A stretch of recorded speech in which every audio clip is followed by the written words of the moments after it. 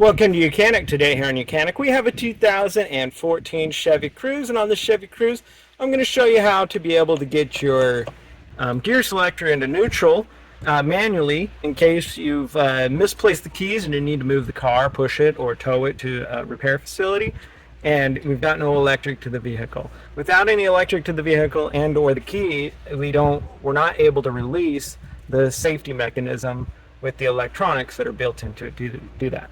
But we have a manual over safety switch that we can use to be able to get this into neutral, right? So we have this little cover here. We need to pop that cover off and just pop it off. And then with your screwdriver, you press down and you're going to feel the resistance. It's literally just got to press it down a little bit.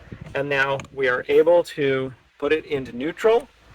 And once you've got it past the park safety switch, is what they call it, we can go through all the gear selections until we put it back up into park. Once it's in park, it's locked there again, and to release it again, you have to just press that tab down a little bit. And that is how you would be able to put it into neutral if you need to tow it or push it out of the road if it's stalled in the road for whatever reason and you can't get anything to release.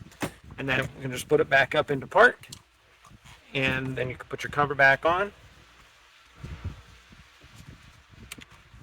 And so on your 2014 Chevy Cruze, that is where and how you'll be able to release your gear selector into neutral. Thank you for watching YOUCANIC, where you can be the mechanic.